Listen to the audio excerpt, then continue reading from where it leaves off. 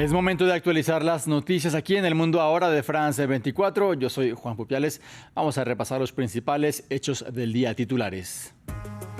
Visita histórica en la Casa Blanca, pero a puerta cerrada. El presidente Donald Trump recibió a su homólogo de facto en Siria, Ahmed al-Shara, antiguo islamista radical con vínculos con Al-Qaeda. Es la primera vez que un jefe de Estado del país de Medio Oriente es recibido por un mandatario de la Unión Americana. Comienzan las negociaciones en la Cumbre Climática de Naciones Unidas COP30 en Brasil. Se abre un periodo de 2 semanas de conversaciones con miras a obtener un acuerdo en concreto. El presidente Lula da Silva hizo un llamado a derrotar a los negacionistas del cambio climático. Libertad condicional para el expresidente francés Nicolas Sarkozy. El antiguo mandatario salió de una cárcel parisina en las últimas horas luego de que así lo decretara un tribunal de apelación. Sarkozy fue condenado en primera instancia a 5 años entre rejas y llevaba 20 días en el penal.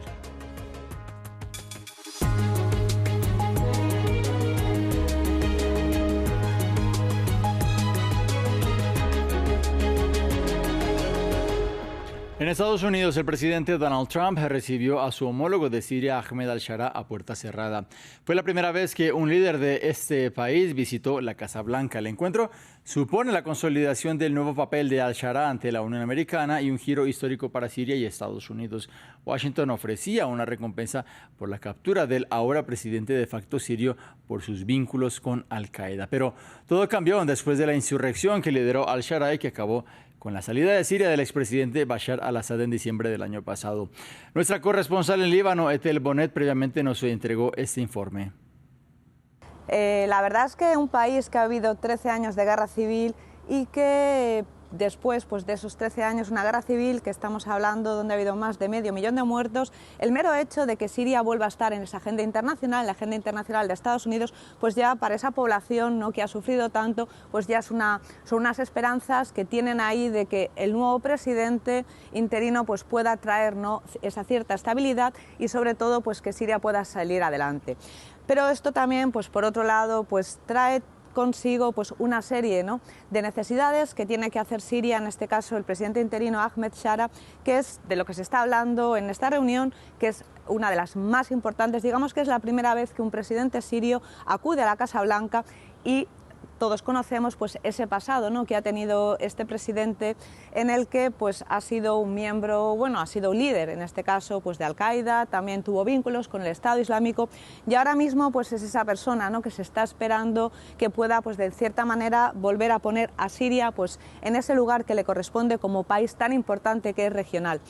En esta reunión se está debatiendo uno de los primeros puntos más importantes, es esa creación, ¿no?, esa creación ya forma, que Siria, queramos decir, forme parte de esa coalición internacional para luchar precisamente, ¿no?, contra el yihadismo, contra el Estado Islámico, y eso va a traer también que en Siria pues pueda haber una base, en este caso una base aérea de Estados Unidos que competiría, ¿no?, pues también con Turquía, con Rusia. Entonces es algo estratégicamente muy importante, es una reunión que va mucho más allá de lo que pueda ser simplemente, ¿no?, ese apoyo hacia ese país, ese levantamiento de las sanciones, que también es muy importante, las sanciones César, es pues que forme parte, ¿no?, de esa coalición internacional para luchar contra el yihadismo.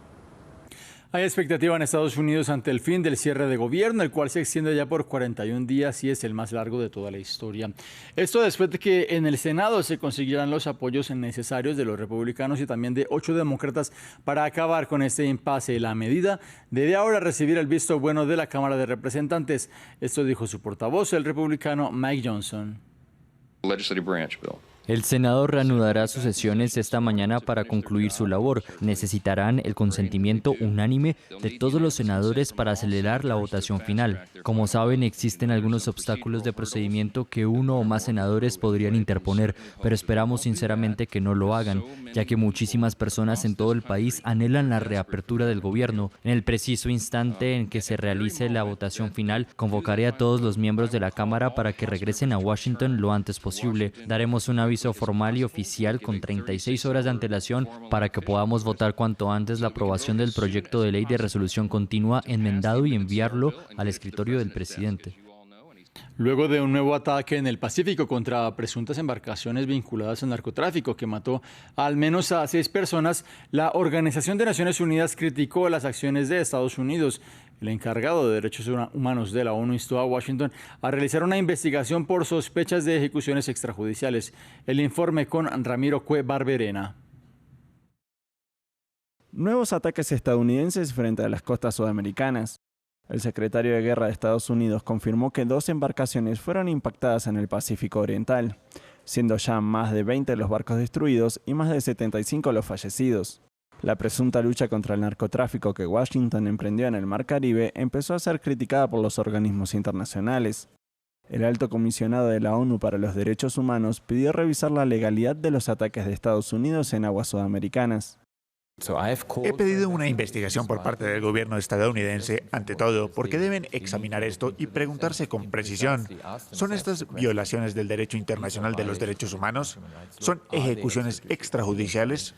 Hay fuertes indicios de que sí, pero es necesaria una investigación. También fueron asunto en la cumbre entre la CELAC y la Unión Europea en la ciudad colombiana de Santa Marta. Sin nombrar a Estados Unidos, abogaron por respetar al derecho internacional. Abordamos la importancia de la seguridad marítima y de la estabilidad regional en el Caribe. Coincidimos en la relevancia de la cooperación internacional, el respeto mutuo y el pleno cumplimiento del derecho internacional, incluso en la lucha contra el crimen organizado transnacional y el tráfico ilícito de drogas. Varios Estados miembros de la CELAC destacaron sus posiciones nacionales respecto de la situación en el Caribe y el Pacífico. La campaña contra el narcotráfico iniciada por Estados Unidos es el mayor despliegue marítimo desde la Primera Guerra del Golfo Pérsico, hace 35 años. En Brasil inició formalmente la Conferencia de Naciones Unidas para el Cambio Climático COP30. En la inauguración del evento, altos dirigentes de la ONU aseguraron que el objetivo principal de la cita consiste en encontrar una estrategia eficaz para que la temperatura del planeta no aumente más de 1,5 grados Celsius. Además, el gobierno de Luis Ignacio Lula da Silva asumió la presidencia de la COP con la consigna de lograr acuerdos factibles que se implementen durante los próximos años. El informe con Diego Bazzani. Arrancó la COP30 en medio de la Amazonía brasileña. Este lunes se dio inicio a la Conferencia de las Naciones Unidas sobre Cambio Climático en Belém. Luego de 10 años de la COP de París, en el centro del debate se encuentra cómo lograr que la temperatura global no aumente más de 1,5 grados Celsius durante este siglo. Debemos actuar mucho más rápido, tanto en lo que respecta a la reducción de las emisiones como al refuerzo de nuestra resiliencia. La ciencia es clara, podemos y debemos reducir las temperaturas a 1,5 grados Celsius después de cualquier superación temporal. Lamentarse no es una estrategia, necesitamos soluciones. Por su parte, Brasil asumió la presidencia de la COP con el compromiso de lograr acuerdos concretos. Se trata, por tanto, de una COP de implementación. Espero que también sea recordada como una COP de adaptación, una COP que impulse la integración del clima, la economía y las actividades, la creación del empleo y, sobre todo, una COP que escuche y crea en la ciencia. Y, más do que todo, una COP que va a oír y acreditar en la ciencia. Para algunos de los participantes, el corazón de las discusiones radicará en convencer a los países del norte global para que aporten más dinero para la lucha contra el cambio climático. En particular, los países del norte deben garantizar que se les exija rendir cuentas por los compromisos que han adquirido, lo que incluye proporcionar recursos y tecnología. Por otra parte, también es importante que al examinar las contribuciones determinadas a nivel nacional, estas se ajusten al objetivo de 1,5 grados. Más de 160 países del mundo enviaron delegaciones para ser parte de las conversaciones que se llevarán a cabo hasta el 21 de noviembre. Mientras tanto, tiene lugar en Santa Marta, Colombia, la cuarta cumbre entre la Comunidad de Estados Latinoamericanos y Caribeños CELAC y la Unión Europea. Una cita marcada por la escasa presencia de jefes de gobierno y una declaración conjunta que expresa discrepancias entre los asistentes. Varios países rechazaron la posición común sobre los ataques de Estados Unidos en el Caribe y en el Pacífico y sobre la guerra en Gaza. Nuestra enviada especial, Melissa San Miguel, con los detalles. Finalizó la cuarta cumbre entre la CELAC y la Unión Europea, criticada por muchos por las bajas asistencias y celebrada por otros que resaltan los 52 acuerdos que se lograron reunir en la declaración final de Santa Marta, que recordemos Venezuela no firmó. En la jornada de hoy particularmente se logró una iniciativa por más de 6.000 millones de euros para promover el comercio de energías limpias. Y sin lugar a dudas, la cooperación económica, la inversión y el desarrollo sostenible fueron los temas protagonistas, pues allí se lograron los mayores compromisos. Sin lugar a dudas, también hubo disensión, porque de los 52 puntos, el 10, el 15 y el 18 no fueron firmados por todos los países. De hecho, se abstuvieron de firmarlos Argentina, Panamá, Costa Rica, Paraguay y Ecuador, entre otros.